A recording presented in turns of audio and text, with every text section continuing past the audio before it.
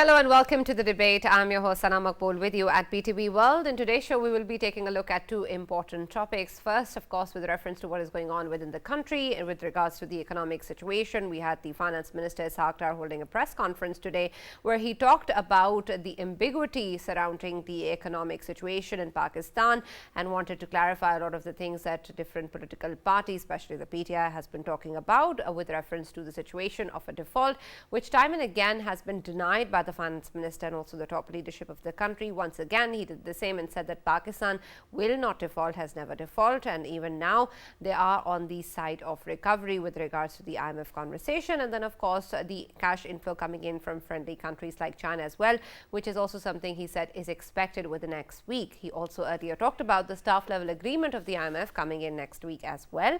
And along with that, he talked about how the current political setup has taken decisions irrespective of the political gains and interests, but rather for the state and for the country and its people.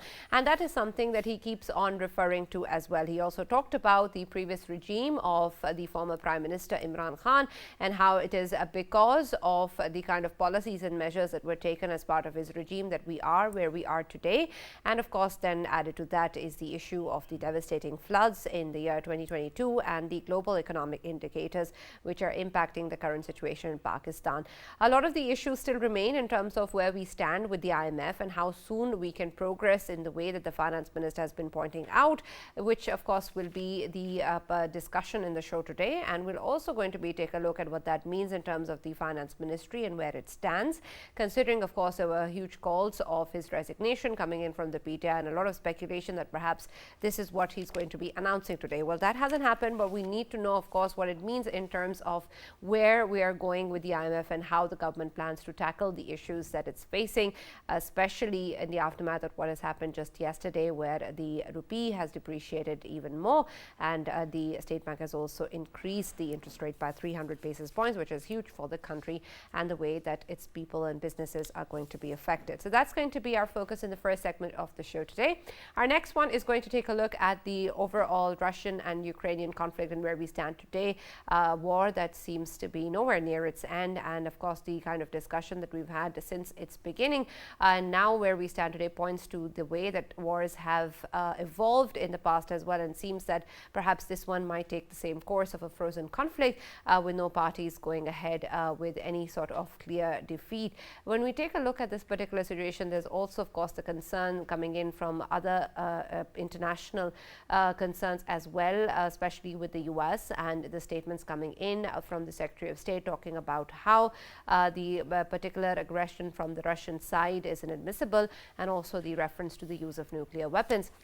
This is something that is, this is of course a part of what we're going to be talking about, but also in terms of what Lavrov has then responded at the same summit is the fact that this is evident of the hypocrisy by the United States. And then moving forward, there's of course a lot of issues that have been taken in by both China and Russia in terms of a joint statement coming in as to how this is going to be dealt with. And then of course with the way that the Quad is going to be taking a look at the situation and where we stand today in terms of the leaders of Ukraine and Russia going forward with negotiations or not, while the fighting still remains and large parts of Ukraine are still coming in under the force of the Russian forces. So we're going to be taking a look at that particular situation as well, how it's going to evolve now, what that means in terms of the international community, and how we're going to be able to see any resolution or not. For this and more, as always in the studios, I've been joined by senior analyst Farooq Patafi, and for our first segment regarding the economic situation and Mr. Ishaq Dar's press conference, we've been joined by Dr. Ghulam Samad, who's the economist at Carrick Institute ADP, and also by Dr. Hakan Najib, who's the former advisor, Ministry of Finance. Thank you very much, gentlemen, for being a part of the discussion today. And let me start with you, Dr. Hakan Najib. There is, of course, a lot of talk with regards to what is happening, and all eyes have been on the finance minister for quite some time now, and he of course has been the target of a lot of criticism coming in from various circles, particularly of course the PTI, but a large number of economists as well who've been comparing him to the previous finance minister within this current political setup, and then also with regards to his approach with the IMF. We now, of course, stand in March of 2023 still not with a staff level agreement, something that the finance minister is pointing out will be coming in soon. But as of now, there are a lot of concerns that the public and the political parties and the economists share. And for that, we understand that there have been calls coming in for his resignations as well. That, of course, isn't on the agenda. But at the moment, when we take a look at this particular press conference and where we stand today, what do you make of what the finance ministry, the role that the finance ministry has been playing so far, and how the finance minister is taking a lead in this? So it's always my pleasure to be on PTV World. So let's think through this, right? If Pakistan had moved with the IMF on 3rd November, which was the scheduled date in the MEFP for the ninth review, and let's hypothetically put this picture that we were able to complete the ninth review somewhere in November and had gone for a board meeting in December, Pakistan today would be in a difficult position, but in a different position. Why I say in a difficult position? Because our macro fundamentals are difficult. The situation abroad is difficult. Things are not going to become hunky dory in the coming days or months even. But this difficult position would have transformed into a different position in terms of the monies coming in. 1.2 billion from IMF, friendly countries, especially China and Saudi Arabia, multilateral funds. So Pakistan's reserves would have been different. Pakistan's pressure on the rupee would have been different. And I think here is where the larger criticism is coming on the Ministry of Finance or the authorities themselves. Now, this delay has, I think, two sides to it. One, Pakistan tried to go with the friendly countries. I've always said when a country is in a balance of payments challenge, the international architecture dictates that you go to the lender of the last resort, and IMF is the lender of the last resort. So trying with the friendly countries did not work, so we went back with the IMF. Now, the second issue was that with the IMF, we had developed a mistrust, not spanning the last couple of months, but spanning the last year and a half. Starting from where the COVID had ended, we had actually one finance minister who had set some terms with the fund. Then came a budget which was largely, expansionary in nature. I think it was different what was agreed with the fund. Then we went back to the fund. Then again came the POL price hike where we could not pass that through. Then, of course, there was a political change in the country that made the government of the time more involved in political affairs than economic, something which wasn't good. And then even the new government which had come in took a while, which all governments do, to get its feet on the ground, and the IMF again got delayed.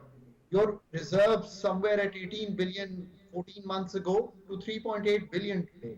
So I think this is the overall picture. The last few months, even with the IMF, the other things that we could have done also, I think we tried, but we didn't.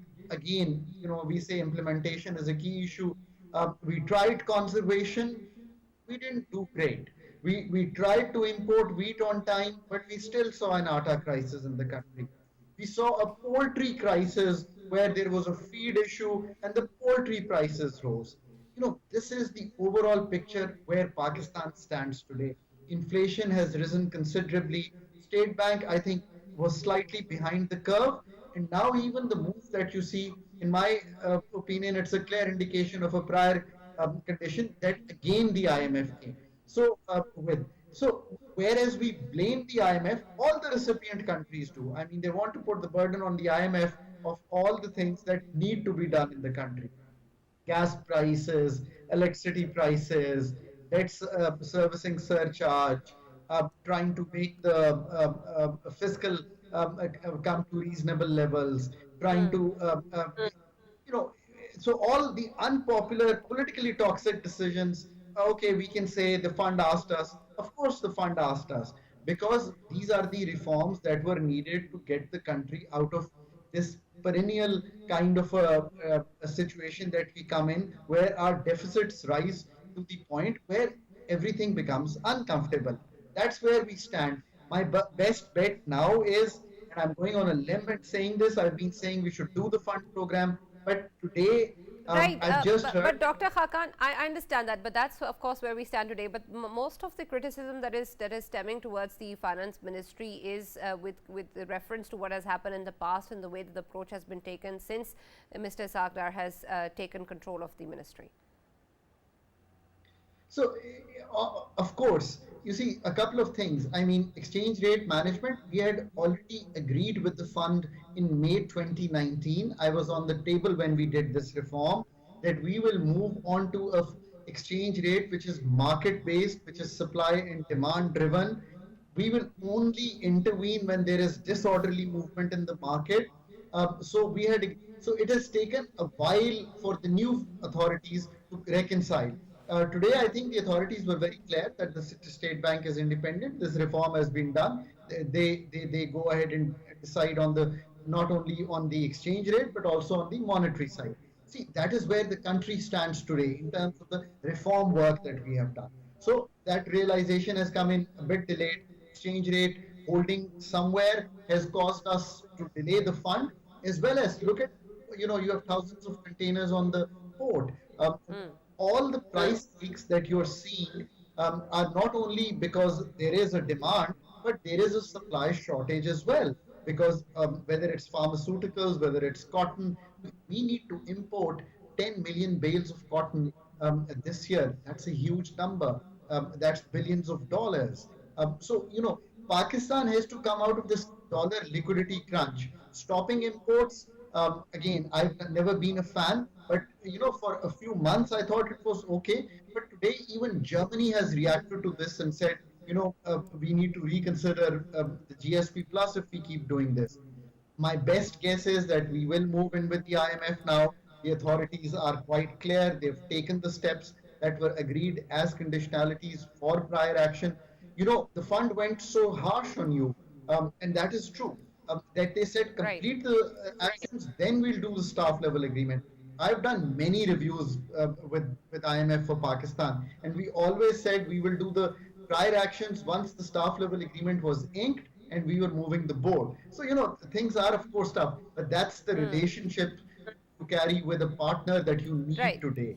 I And, understand, and I want to talk a little bit more about this relationship. Dr. Ghulam Samad, considering where we stand today, it's not only the finance ministry that is being talked about, it's of course the IMF itself as well, and the way that these dealings have gone forward, and whether or not the institution is being unreasonable or unusual. But when we take a look at where we stand today and the way that the finance ministry has taken up this approach with the IMF and the way that the IMF has dealt with Pakistan, there is of course the issue of the much needed reforms that Dr. Hakan was also talking about, and how this is the way forward for Pakistan. But when you look at the situation, and particularly our discussions with the IMF, where do you see the fault coming in from?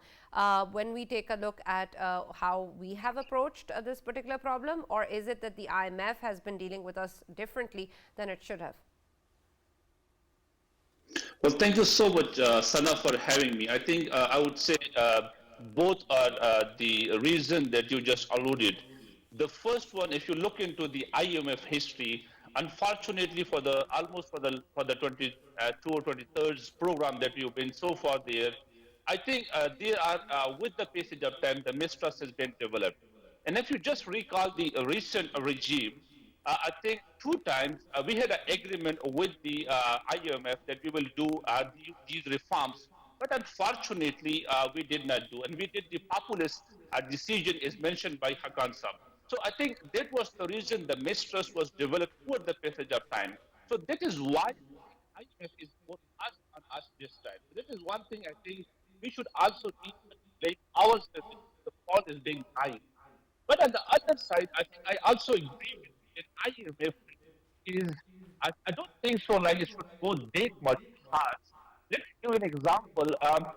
If you see we call the government negotiation, I think we've been, when I contacted the Ministry of Finance, I think they were of the view that the surcharge issue that was 3.84 rupees per unit. I think that was not appropriately or timely communicated to the government of Pakistan. So that was something I think a kind of a delaying the finalization of the stop level agreement. So that was one thing that needs to be, I think, I would say, need to be timely communicated to the government of Pakistan.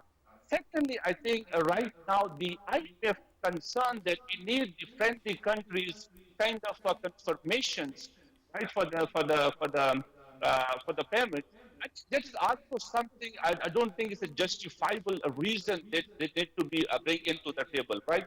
So, but still, these are some of I think my view is that it should need to consider the ground reality as well.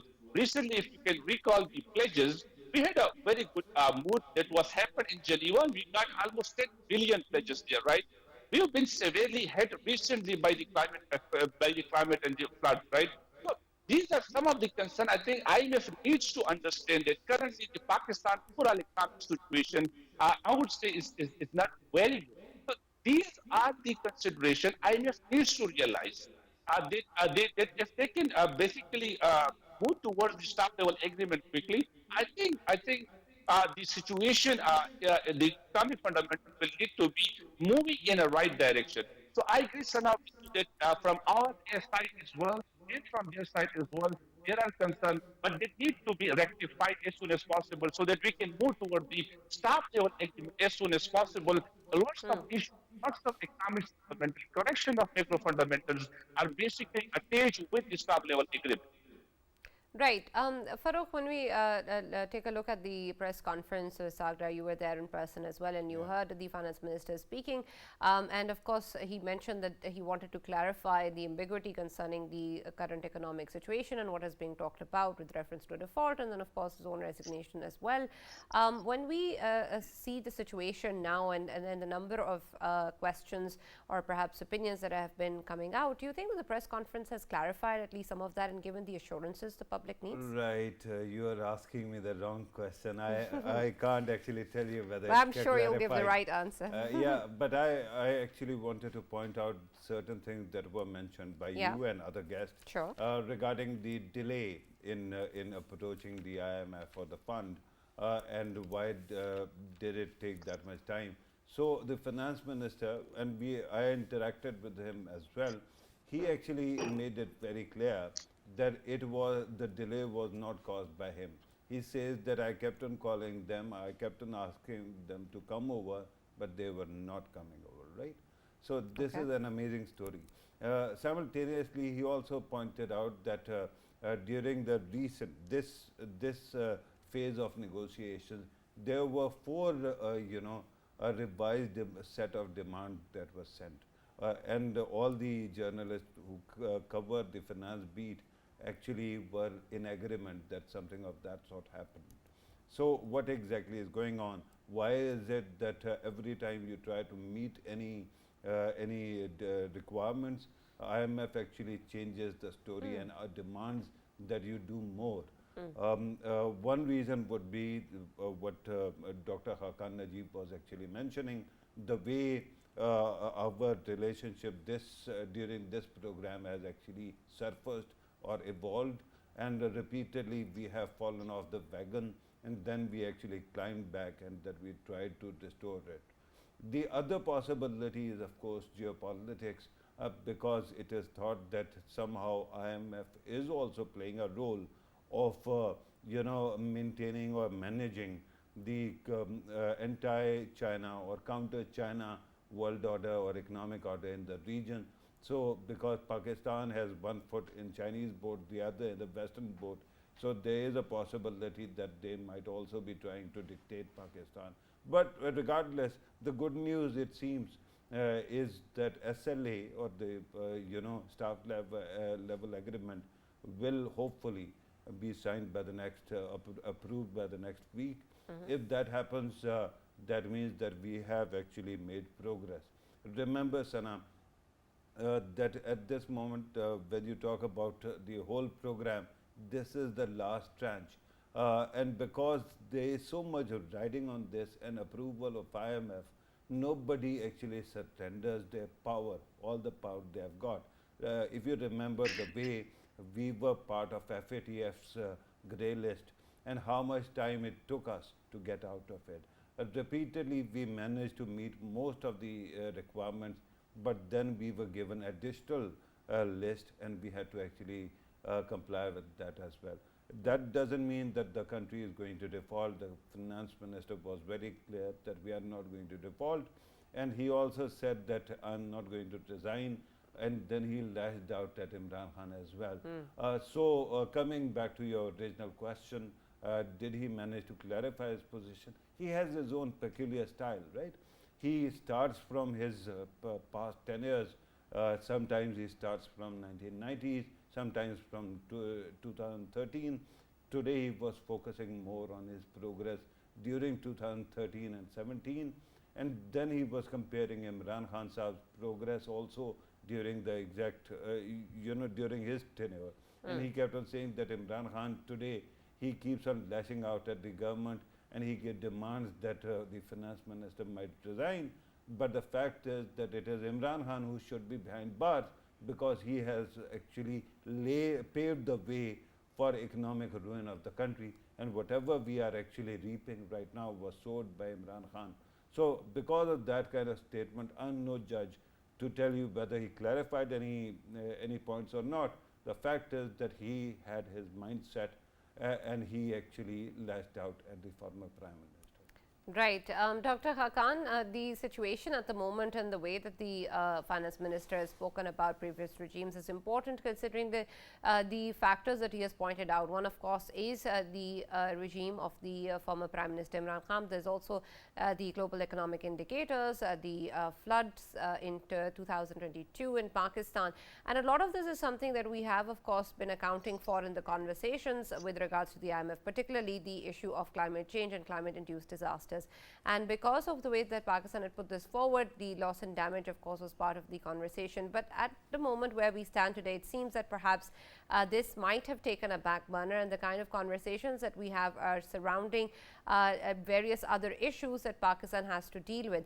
I want to understand how much of this has been taken into account in terms of the realities that the country is facing, because climate change and the devastating floods is one major reality, and the other, of course, is the fact that a large number of the poor segment of society is still going to be impacted and affected by the tough decisions that the IMF has asked us to take, which also again brings it under criticism of not being pro-poor.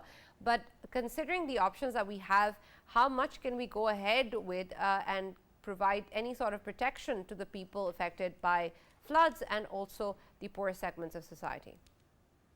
So, Sana, I'm really glad you asked me this question, because I think there's some blame that we must also, instead of just taking all the blame on ourselves for how things have panned out, I think the fund also has to look in, think about a few things. For example, look at the kind of taxation measures that have been taken. Whereas the fund has said at the highest level that we want to take measures that only affect the rich, only affect the high earners. But increasing GST rate from 17 to 18%, having a petroleum development levy of rupees 50 when our inflation is running at 31%. These are the kind of measures one would not take at this stage. Do they even talk about agri income tax? Do they talk about retail income tax? Do they talk about proper property tax, urban tax, capital gains tax? So what I'm trying to say is that you've got to start looking at Pakistan in this manner, and fund, I think, also has to start realizing that this is the way to look at Pakistan, rather than doing these short-termism interim measures which may get you some monies but affect the people that you're talking about. So that's one. The other thing I think the fund should have also looked at is that Pakistan now is very ripe for debt reprofiling. So I'm hoping that they are thinking on that level as well. And that's what I would. And the third thing, where we are stuck today with the fund, I think we have made all-out effort, unpopular decision, toxic decisions politically, but the only thing is the external financing. And in my view, that's largely got to do with the fund to get, the multilaterals on board. We go to the fund for that kind of thing. So these three things, I think that's something I would urge the fund to think about, and I do. on international conferences and international level. That's what when I plead Pakistan's case, I always say this is something to think about. Now, what we have been able to do is that we've increased the income support program to 400 billion from 360. So there's an added 40 billion coming there. On the pricing changes in the gas as well as the electricity, part of it is not passed to the lower customers. We've had to pass the fuel price adjustments that we've held up to 300 units in the COVID. We are now going to pass in the next 8 months. So it's still going to be a very, very heavy burden on people. Just think, food inflation at over 40%. Just imagine the disturbance in the spending that has come to a guy who earns 40,000, to a nurse who earns 50,000, to a lady teacher who's taking home 60, 70,000. Just imagine how much they've been hit. So I think the fund here on especially the flood spending should do more. Especially, we keep forgetting these people. The other thing I think for us to do, for example, minimum wage at 25,000, I think we should take it to 35,000. I mean, I would not even wait for the budget. I would, make that change today, because that does affect how people behave. But Then on the other Dr. hand, Khalkan, I want to understand something. You keep talking about how the IMF should be considering all of this, and we need to talk about. But we are at a point where we're waiting for the staff level agreement to be signed next week, and we've had discussions and we've had these talks going on for quite some time now. Isn't this something that has already or should have already been factored in right now? Do you think that this is something missing in the negotiation, or is it the fact that we've already talked about it? This is the maximum the fund is willing to consider. So maybe, Sana, let's understand this. So every quarter there is a review. Our next quarterly review is actually due now, or has even, the 10th review is due. So what I'm now trying to say is that right now we were in a crunch time. We were coming in delayed. We wanted to get this done. Sana, you're right. Let's get that done. Let's get it over with. Let's get monies that would help for us to buy wheat, that would help for us to buy raw cotton so that we could export. Fair enough. But when we go to the next round, when we go to the 10th review, and very few people understand this, every quarter a new MEFP is written. MEFP is the Memorandum of Economic and Financial Policies that we write with the IMF. So what I'm trying to propose here is that let's be more considerate next time we go there, and there is a bit more space as our, with the new taxation coming in, with the new monies coming in on the electricity and gas sector. Let's create a bit more space so that we can handle these people. For us to do our bit on the issues, and for the fund to think about it as well. Right. Dr. Ghulam, when we consider our discussions with the IMF and the hopeful announcement of the staff level agreement, but considering the kind of economic woes and the kind of political issues that Pakistan is currently facing as well, there is still a lot of uncertainty on ground as to how exactly this is going to pan out. In terms of where we stand now and the current fiscal year, there are still a lot of issues and factors that can impact the way that we move forward even after the staff level agreement. Do you think that all of that is also being taken into account within this discussion that is happening at the moment? Well, again, Sanat, I think the main concern right now should be on table. That is the uncertainty that has been prevailing here currently in this country. If you can just kind of tailor in how much the current, I would say the dollar is fluctuated, right? I would attach it definitely with the current prevailing situation in this country. And for me, I think devaluation right now is the less concern, but the fluctuation, the range of fluctuation, just recall from 230 to 260, and then from 260 to 275. Yesterday it was 285, and then so on and so forth. So I think these kind of a fluctuation are definitely something need to be considered while we are even going for the finalization of the stop level agreements. For the business community, the devaluation is less kind of a concern. The fluctuation in the exchange rate is more of a concern. And I think I can definitely tailor it into the prevailing uncertain situation that is, I would say, most attached to the political things in this country. So that is one thing that is definitely need to be considered. Secondly, Sana, I think the economists have been talking about this. the risk in uncertainty. Definitely, the business communities are willing to take the risk, but unfortunately, they don't take the uncertainty that has been prevailing in the market. So, what I would say here is that for the finalization of the staff level agreement, the consideration should be that how we can minimize the prevailing uncertainty, especially the political uncertainty that is basically going to hit the economics fundamental, the finalization of the staff level agreement in this Right, country. So definitely, but I Dr. with you, Ghulam and we Samad, will I want keep. to understand that question and how exactly we're going to proceed with that. How are we going to minimize the level of political uncertainty? There is of course, a number of layers and measures attached to that question, and there is so much that perhaps need to be accounted for before we can even go towards that. How exactly are we going to achieve that? And especially when we take a look at the press conference today as well, and the issue of the previous regime and how that has factored in the conversation. How is this helping the situation in terms of our dealings with the IMF at the moment, in terms of how we want to proceed forward? Shouldn't this also be something that needs to be evaluated? Sana, if you can see the crux of today's conference, I think that was the finance minister was trying to establish the market confidence, right? Unfortunately, if you can just pick it any news channel, any paper, that is kind of a bringing in the kind of a news that is not good for the market. I would put it this way. So he was trying to bring in and how we can establish the market confidence. Unfortunately, the market confidence has been derailing, I would say. So I think the how we can bring in the political certainty so that the market's confidence can be established. I would say, Sana, I think the priority right now of the all the of the opposition political party, I would say, is that is not about the correcting or bringing in the market the macro fundamentals, but I think they are playing with their politics. They are playing with their populist agendas right now. So I think the realization should be for the opposition.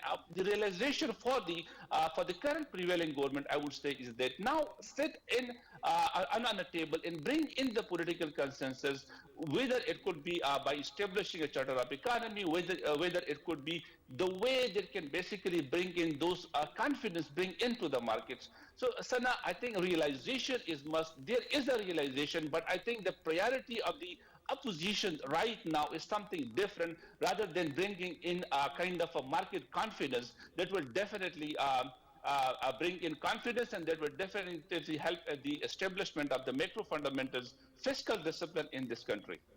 Right. Farooq, the situation currently is something that you discussed yesterday as well, in terms of the speculators and what needs to be done within the country as well. And we've had conversations and statements coming in from the finance minister in the past as well, as to strict control and strict measures being taken in this regard. But there hasn't been something that we have seen in terms of the way that this can actually be controlled. Moving forward, even after the staff level agreement, the kind of measures that will have to be retained within the country, do you think that we have at least some sort of preparatory ground done with regards to that? Right, Sana, there are two aspects to your question. The first one is, of course, commitments, right? At this time, again, usually it doesn't happen. The demands of meeting conditionalities is before the board meeting, not before the SLA that is signed. But this time there were demands that you have to meet all the conditionalities.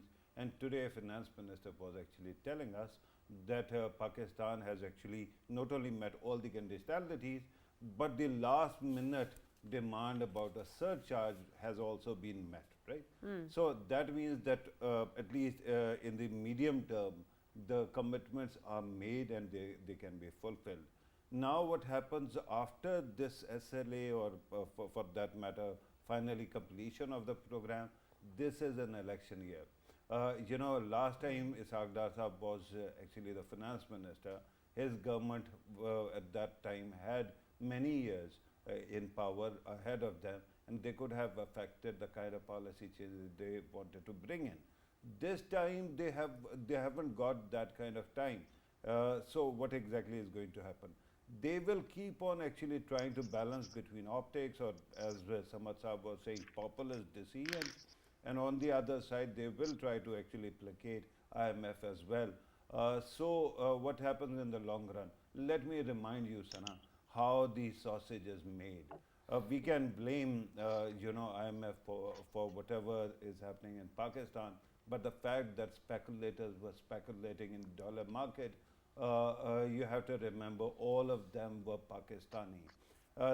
Those who are actually smuggling dollars from Pakistan to another country, and we keep on hearing it is not merely being smuggled to Afghanistan, but there are people who are trying to smuggle it to Iran as well. All those people are also Pakistani. Similarly, when you talk about taxation, yesterday I also mentioned, and today Hakan Najib Sahib is also talking about it. But let me remind you that this government actually did exactly what the MD of IMF was suggesting. Initially, the government actually went with a super tax for the super rich, LSMs, right? And 13 LSMs, and that would have been it. But what happened? The very rich, and so committed are our country's business communities. It is so committed that they ended up with the Honorable Supreme Court, and there that super tax was revised from 10% to 4%. Because of that, you had to have the some alternative method to take care of the fiscal deficit or the money that was the financial gap that was there, and therefore there had to be GST, 1% increase in GST, and that is not all. Try doing something which every government actually claims. I remember Pervez Musharraf, when he took over power, he tried to go for taxing or at least documenting the trading community of the country, and amazingly, even he failed. And this time, repeatedly, again and again, we have seen whenever you are asked to go for value added tax, so that we can have some kind of documentation or some kind of use of a ID card to assess a trader or a salesperson, or for that matter, even electricity bill. All those demands or measures are reversed because these guys have so much lobbying power. If you are doing this to your own country, can you do you honestly expect that angels are going to come from sky and help you out? Why would they when you are not helping yourself? Absolutely. So in this kind of situation, sadly, your question is very relevant. What we can do in the long run, but with your respect, the fat cats or those holy cows that happen there, like property sector, for that matter, LSM's profit making, banks, Sana, banks, the banks in this country actually speculated when dollar was going up and down. Even they can't be taxed. So if that is the state of affairs, do you honestly think that in the long run we are going to affect any kind of reforms? I'm not very hopeful. Well, that is, of course, a situation that we'll have to think about a lot, and we'll have to, of course, move ahead with the kind of tough measures that are required. But again, a lot remains to be seen as to how we're going to proceed with this further. Thank you very much, Dr. Hakan Najib and Dr. Ghulam Samad, for being part of the conversation as well with regards to the current economic situation. Perhaps we'll have more to talk about within the next week, hopefully with the staff level agreement also coming in. We're now going to take a look at the situation internationally between what is going on with Ukraine and Russia. And this is, of course, something that has also impacted the economic situation globally, and of course is something that is being talked about a lot in terms of where we are going, how this war is going to evolve, and how it's going to end. And particularly when we take a look at where we stand in terms of this issue and how previous wars have evolved, Farooq, there has been talk with reference to how exactly this is going to resolve, and whether or not that even is something we can hope for now, considering the amount of time that has gone by. Do you think that perhaps with this particular conflict as well, and how we've seen it evolve so far, this is moving ahead and becoming increasingly one of the many unresolved conflicts that we have? First of all, Sana, let me beforehand apologize to all the viewers today. I've been having these ups and downs with my health, and today wasn't a very good day for that. So if I keep on coughing, please forgive me. Regarding what you were saying, look, there's the whole Ukraine war situation was framed very well by one of the Western observers, that if Russia stops fighting, there's no war. if Ukraine stops fighting, there's no Ukraine, right? With that kind of a state of affairs, and I keep on reminding you that now the stigma attached to the victim is amazing, and that is, all the people who want to have some kind of peace and quiet. And of course, wars in the past have destroyed generations. We have seen the, economic crises also destroy generations, and millennials and Generation Z, their lives have been destroyed by past many decades just because of this. Their economy was bad, or then there were wars going on. So everybody actually wants this war to end. But having said that, the problem is everybody keeps on saying that, look, Ukraine should do something, they should compromise. But again, at this moment, what exactly is the situation?